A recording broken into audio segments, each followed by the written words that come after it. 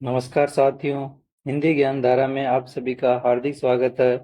साथियों, हमने पिछली कक्षा में काव्य रीति के बारे में अध्ययन किया था। आज की कक्षा में हम काव्य रस के बारे में अध्ययन करेंगे। काव्य रस, रस का स्वरूप। रस शब्द रस धातु और अच प्रत्यय के निष्पन्न से हुआ है। यानी रस शब्द की उत्पत्ति रस धातु में अच प्रत्यय से हुई है। व्युत्पत्ति के अनुसार रस के दो अर्थ है। व्युत्पत्ति के अनुसार रस के दो अर्थ होते हैं। वह जो अस्वादित किया जाए, वह पहला, वह जो अस्वादित किया जाए। रस्यते आस्वादते इति रस, अर्थात जो अस्वादित किया जाए वह रस है। आचार्य पंडित विश्वनाथ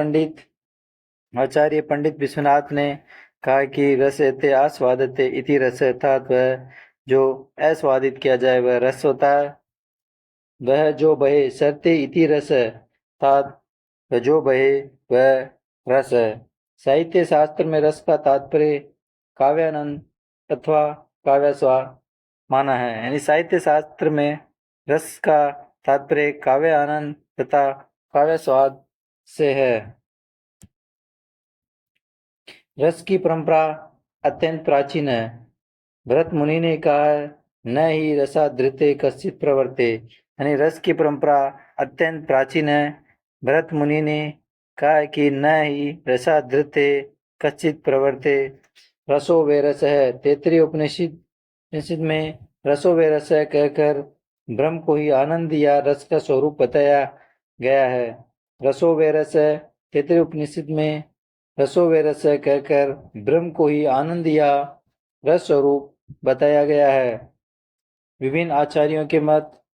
भरत मुनि रस के प्रवर्तक आचार्य माने जाते हैं। आचार्य भरत मुनि रस के प्रवर्तक आचार्य माने जाते हैं। रस के प्रवर्तक आचार्य भरत मुनि माने जाते हैं।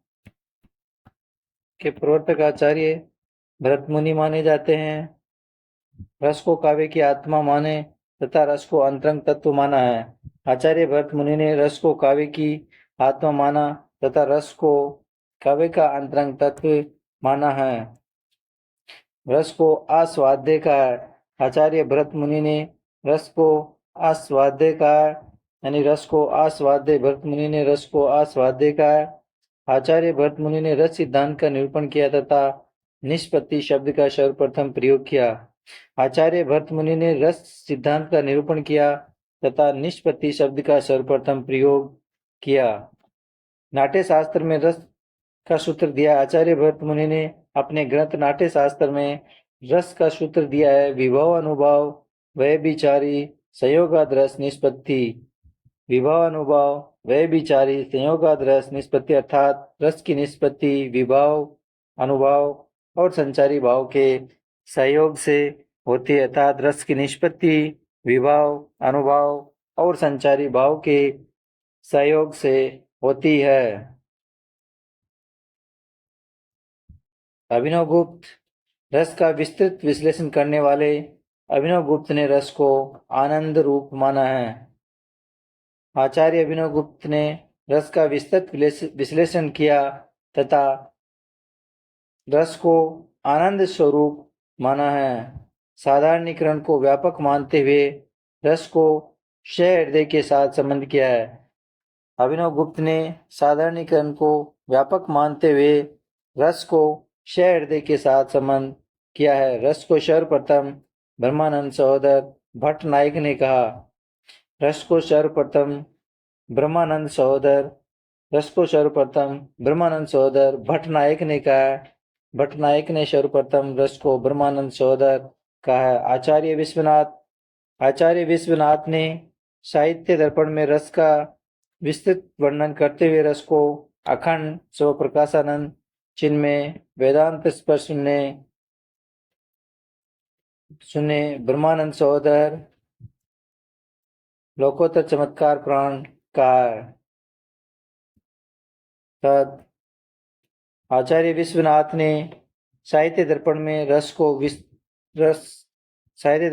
का विस्तृत वर्णन करते हुए रस को अखंड स्वप्रकाशानंद वे चिन्ह में वेदांत स्पर्श सुनने और ब्रह्मानंद सहोदर तथा लोकोत्तर चमत्कार प्राण का कि शत्वोद्रेक कादखंड स्व प्रकाशानंद चिन्मय वेदांत स्पर्श शून्यो ब्रह्मानंद सहोदर लोकोत्तर चमत्कार प्राणाः कश्चित प्रमात्र भी शोकारवद भिन्नत्वे शोधयमाश्वादते। अर्थात सत्व के उद्रेक से कुछ प्रमाता लोग अपने आकार की अभिन्नता से उस रस का आस्वादन करते हैं। सत्व के उद्रेक से कुछ प्रमाता ने समझदार सहृदय लोग अपने आकार की अभिन्नता से उस रस का आस्वादन करते हैं जो अखंड स्वप्रकाशानंद है, चिन्मय है, इतर ज्ञान से शून्य है, ब्रह्मानंद का सगा भाई और लोकोत्तर चमत्कार युक्त है।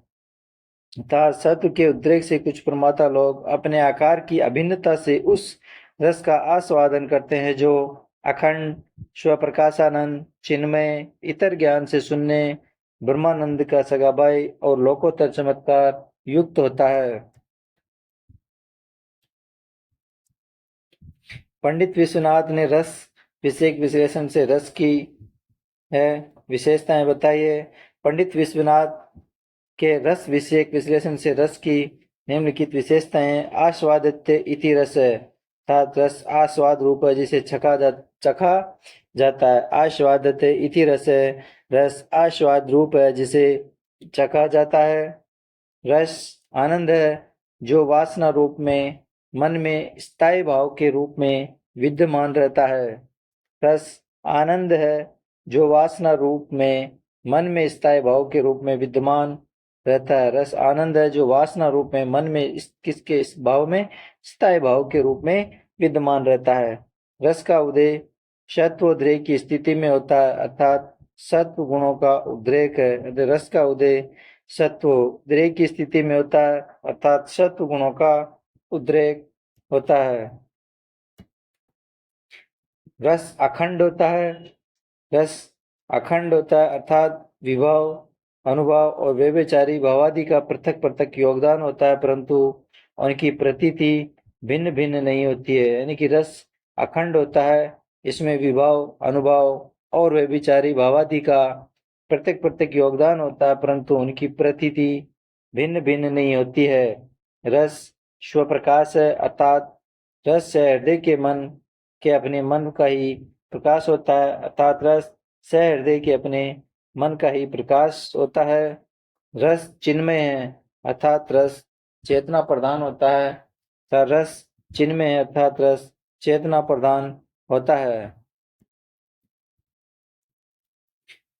रस वेदांतर स्पर्श शून्य है, रस वेदांतर स्पर्श शून्य अर्थात रसास्वाद की स्थिति में से हृदय का सर्वथा आत्मलीन हो जाना, अर्थात रसास्वाद की स्थिति में से हृदय का सर्वथा आत्मलीन हो जाना। ब्रह्मानंद सहोदर रसास्वाद ब्रह्मानंद का सहोदर है, भाई है, सगा सहोदर यानी सगा भाई है। रसास्वाद ब्रह्मानंद का सहोदर है। लोकोत्तर रस लोकोत्तर अर्थात लौकिक जीवन की कार्य कारण श्रृंखला इससे नहीं जुड़ी होती है, अर्थात रस लोकोत्तर अर्थात लौकिक जीवन की कार्य कारण श्रृंखला इससे नहीं जुड़ी होती है। चमत्कार प्राण रसानुभूति अलौकिक चमत्कार की भांति है, रसानुभूति अलौकिक चमत्कार की भांति होती है। रस चमत्कार प्राण होता है, यानी कि रसानुभूति अलौकिक चमत्कार की भांति है। कैश्चित से तात्पर्य है कि रस का आस्वाद मात्र प्रमाता यानी समझदार व्यक्ति हृदय ही कर सकता है।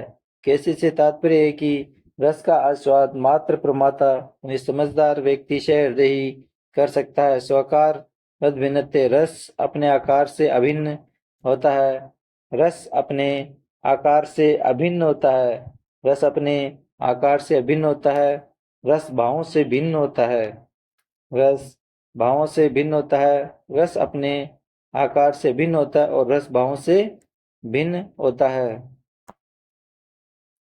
विभाव अनुभव एवं संचारी भावों के द्वारा व्यक्त या प्रकट होकर जब स्थायी भाव पूर्ण परिपक्वता को पहुंच जाता है तो उसे रस कहते हैं।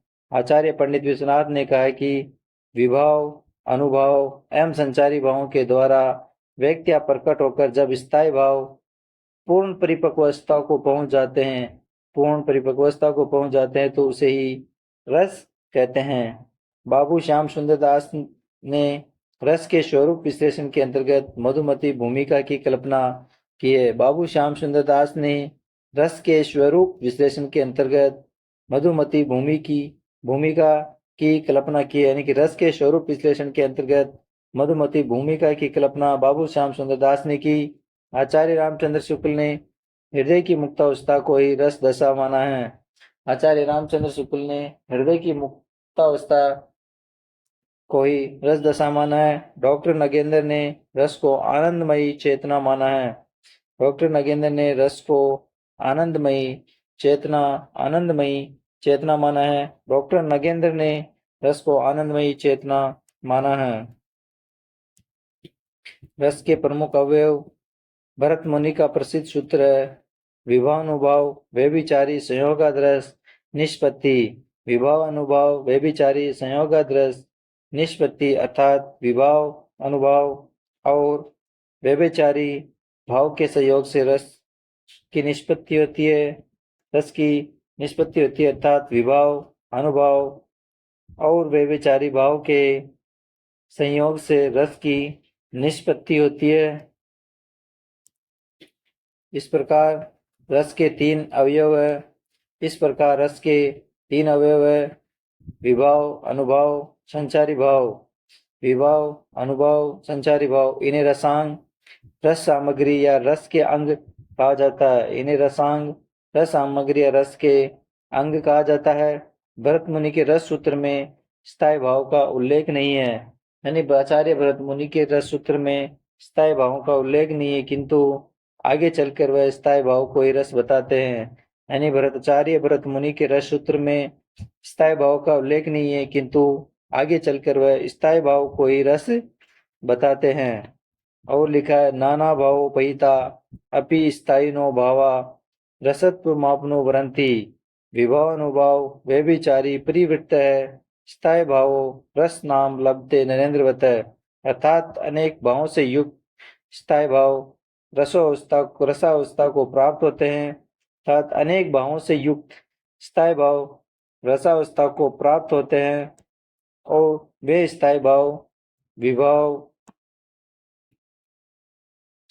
विभाव अनुभाव और व्यभिचारी भाव से परिवृत्त होकर राजा के समान रस नाम को प्राप्त करते, अर्थात वे स्थायी भाव विभाव अनुभाव और व्यभिचारी भाव से परिवृत्त होकर राजा के समान रस नाम को प्राप्त करते हैं। सामान्यतः रस के चार अवयव है विभाव अनुभाव व्यभिचारी स्थायी भाव। तो इस प्रकार सामान्यतः रस के चार अवयव माने हैं विभाव अनुभाव व्यभिचारी स्थायी भाव। भाव क्या है? भाव क्या है? भरत मुनि के अनुसार भावित करने वाले को भाव कहते हैं। आचार्य भरत मुनि के अनुसार जो भावित करते हैं उनको भाव कहते हैं। वाग अर्थ तथा सत्व से युक्त काव्यार्थों को भावित करने के कारण इन्हें भाव कहा जाता है। वाग अर्थ तथा सत्व से युक्त काव्य के अर्थों को भावित करने के कारण इन्हें भाव कहा जाता है। शुक्ल जी ने इसी संवेदना के स्वरूप की व्यंजना कहा है। शुक्ल जी ने इसे संवेदना के स्वरूप की व्यंजना कहा है, यानी कि आचार्य शुक्ल ने इसे भाव को संवेदना के स्वरूप की व्यंजना कहा है।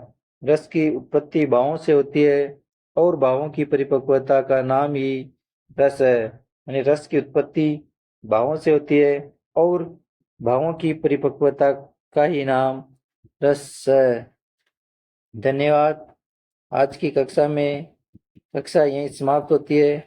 आगे की कक्षा में हम प्रमुख रस के अवयवों के बारे में अध्ययन करेंगे।